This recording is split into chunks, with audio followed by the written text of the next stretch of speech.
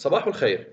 تحدثنا في السابق عن الأحلام التي من الله، وقلنا أن ألوانها تكون واضحة ومشرقة، وتحدثت عن معنى فصلي الشتاء والربيع في تفسير الأحلام، وسأتحدث اليوم عن معنى فصلي الصيف والخريف في تفسير الأحلام.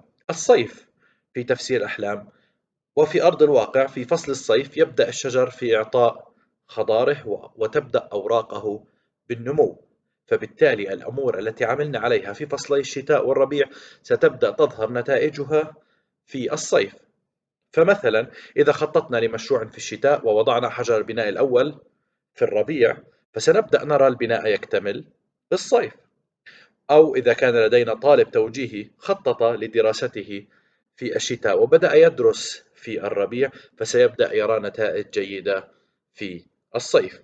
كما أن بعض المحاصيل تنضج في فصل الصيف كالفاكهة، فبالتالي الشخص العاقل هو الذي يستفيد من نتائج أعماله ويحافظ عليها في هذا الموسم.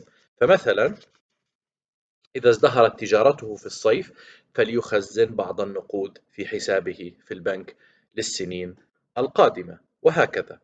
كما أن وقت الصيف هو أفضل وقت للقراءة والتعلم عن الخليقة وعن الخالق. أما إذا رأى الشخص في الحلم فاكهة قد نضجت في فصل الصيف، مثلا رأى موزة ناضجة نضجا تاما يعني مثلا، فهذا يعني أن دينونة قادمة نحوه، وأنه سوف يدفع ثمن أعماله الشريرة. فالزرع الشرير الذي زرعه قد نضج وسوف يتذوق ثمنه المر. أما إذا رأى الشخص في الحلم ثلجا في فصل الصيف، وهذا شيء غريب جدا، فهذا معناه أنه سوف يعطي، أو أنه على أرض الواقع يعطي وقارا لأشخاص لا يجب أن يحترمهم لأنهم جهلاء. كما أن الصيف في الحلم إذا اقترن بالبحر أو الشاطئ، فهو دليل أن هذا الشخص ينبغي أن يأخذ قسطا من الراحة ويأخذ إجازة.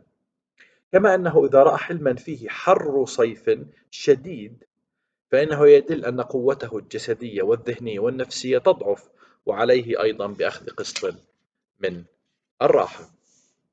الخريف، والخريف في الأحلام هو وقت فرح وسرور وحصاد وفير في حياة الشخص، وفيه يستمتع الشخص بالآخرين ويستمتع بنتائج الزراعة التي زرعها خلال السنة من عمل ودراسة ومساعدة محتاجين إلى آخره. وإذا رأى الشخص مطرا في موسم الخريف في الحلم، فهناك معنيين لذلك، معنى إيجابي وسلبي.